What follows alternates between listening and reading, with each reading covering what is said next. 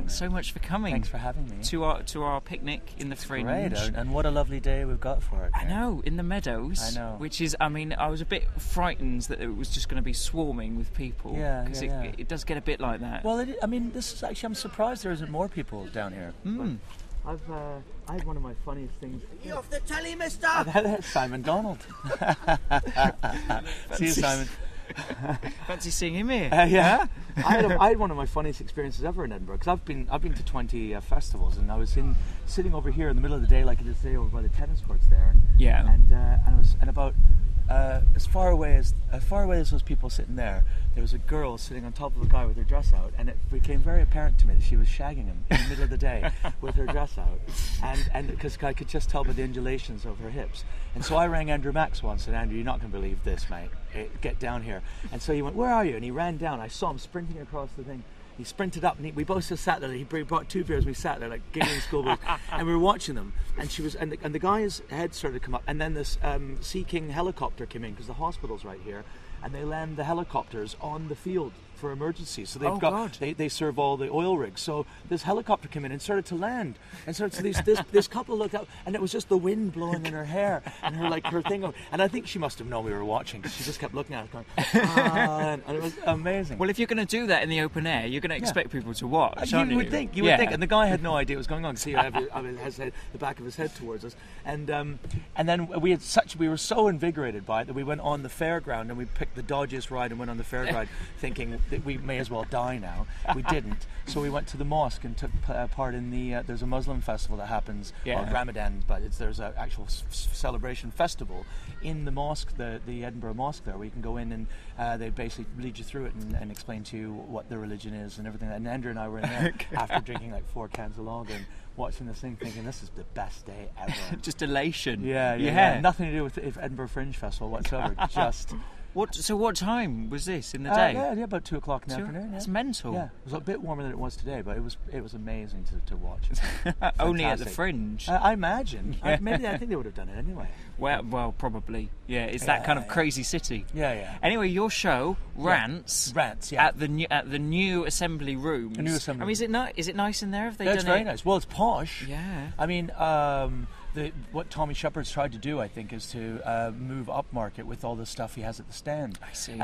There's obviously been loads of teething problems that you have in a first year, but the venues are lovely and the staff are really nice, and the quality of the shows they have the Lumberjacks with Stuart Francis and Campbell and Glenn Wool, and they've got Stuart Lee, obviously, and then they have the National Theatre of Scotland. They've got my theatre company, the Comedians Theatre Company, with a big play on, and so I mean the lineup is fantastic. So much, because so much theatre as well, and music. I guess. Yeah. They've got Viva Cuba and a Brazil show, and in the room next to me while I'm on stage there's a bagpipe player, which has been rather amusing, because my show's called Rants, so I can actually have a go at it. But I mean, for me, it's just really posh. It's a little bit too clinical right now. Okay. And I think that's because it still smells of wet paint. It will bed in, I'm sure. I think it will. Yeah, I think the next 2 weeks are going to be really, really important to the atmosphere surrounding us. They've got the lovely Spiegel Terrace out the front. Yeah. With the original Spiegel tent. Not one of the ones they have in the George Square. Well, they're kind of made to look the Spiegel tent. David Bates ran the Spiegel tent, but it's in the real George one. Square. Yeah, it's the real one. So they have Leclerc in it and all of the. Who are amazing. Yeah. And so it's just a really exciting place in town now. I think when I don't know. I mean, this is my 20th Fringe, and when I first came, that was the hub.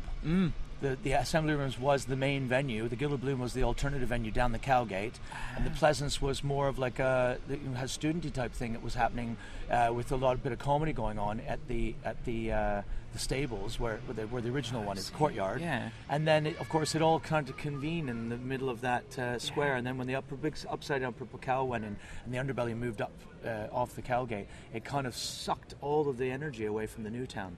So for the sake of the festival, it's really good. Not that I like the hub and everything, but for the sake of the festival, it's nice to have something in the new town. There used to be like a church called Rico's at the bottom of Broughton Street. There's a big place on Broughton Street called the Hippodrome, which isn't used anymore. It's like a 6 600-seat theatre. Really? And the bottom of there was a church at the bottom of Broughton Street that used to be Rico's Music Hall that had 4 or 5 venues in it, and that whole side of town used to be really buzzing with festival, and it hasn't for the past however long, the 5, 6, 7 years maybe that the hub's been here. Right. So I mean, some people just come up to Edinburgh and they go to the hub and they think that's it. They don't realise that there's a whole other festival going on, and not just here, but over in Marchmont there's shows going on in there, but it's harder and harder to get people to go to them. So all the venues that used to run citywide are now closing in. You've got to be around this area, and I think it's really good for the festival. Really good. Well, I've spoken to people who live in Edinburgh and said, have you heard of the Stand Comedy Club? And they haven't, and you just think, how? You know, that's yeah. It's weird because the Stand is a funny one because Tommy's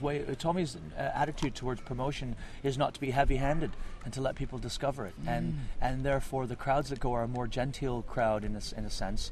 I mean, it's two ways of looking at it really, and neither one's right or wrong. So I'm not taking a stand on it. But I would rather play to 100 people a night who kind of know who I am, who've heard from friends or have discovered me for themselves and come along because they've heard my name enough that they go, I can come and check this out, over being a 300-seat venue where you've got people pushing, punters into it, like the way they put Japanese people on subway trains, because that's what happens down here. Because you have to make your money back on these bigger venues down here because of the charges and the PR and everything that goes into it is very expensive. So you really have to have a slightly bigger venue, and over at the Stand with Tommy, you can actually it's a better deal, and you make a little bit more money just playing to a lot less people.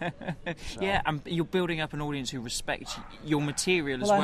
I hope. And they already know, it's already established from the minute that I come on stage. They kind of know that Phil Nichol on the ticket. It's not like, I got a flyer, a 4-star, or this got like 5-star reviews, so I'm just going to go and see it, which is a great thing to do at the festival. Don't get me wrong, go and see stuff that's a hit. People that saw a boy with tape on his face the first year will now be sitting there going, well, I saw him when he was in a 100-seater and he's now in the Grand. So go and see them. But at the same time, I like people that are a little adventurous in their tastes. And I like people that are a little bit eclectic in their taste, and that means taking chances and going to see things that are risky instead of being shoveled into a show. There's that side of thing as well. Yeah. Now, your play, so what is... I didn't know that you were doing a play. I mean, I knew about the rants, which is, I guess, kind of your classic... Because you came back to stand-up, was it last year, really? Yeah, I did, after doing Bobby Spade. Yes, that's right, yeah. So then you did your Simple Hour... Yeah, I did the Simple Hour to just try and get back to a really simple way of working. Bobby Spade was a huge experiment for me, and I've done 14 solo shows, and they've all been completely different. I did 4 years of sort of monologue stuff because I was doing stand-up for a day job, and I didn't want to come to Edinburgh and waste my time doing more stand-up. And then I got into storytelling from there. Like in 1998, I started telling stories in my show, and then that's kind of become the popular format for comedy now. Not that it was me that started, but it was a movement. But it wasn't me, when you... Daniel Kitson, Owen O'Neill.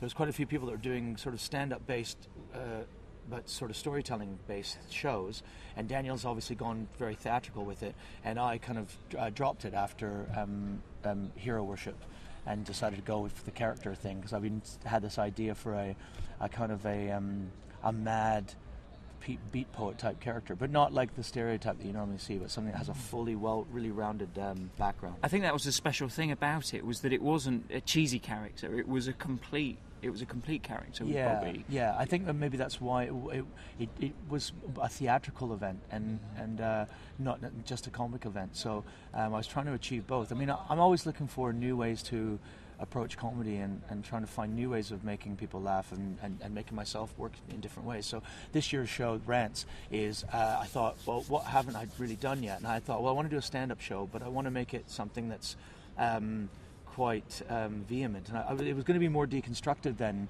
it has become, and I haven't finished it yet. So it's a work in progress. It's a work in progress. Well, I see. The thing is, if you're an older comic here, there used to be a time when you could show up here with just a basic idea of what you're going to do, and by the end of the festival, that was your show. And it's really changed. It's become a big commercial venture. You can't afford to lose money. There's no experimentation, or very little experimentation. The only place you're going to see that is on the Free Fringe, where people are having fun, and they're doing it. They have to be doing it for the fun, because there's no obvious financial gain for them doing it. And I think the commercialism is Well, it's the state of the art, but unfortunately, I don't like that state. No, I prefer to be experimental in.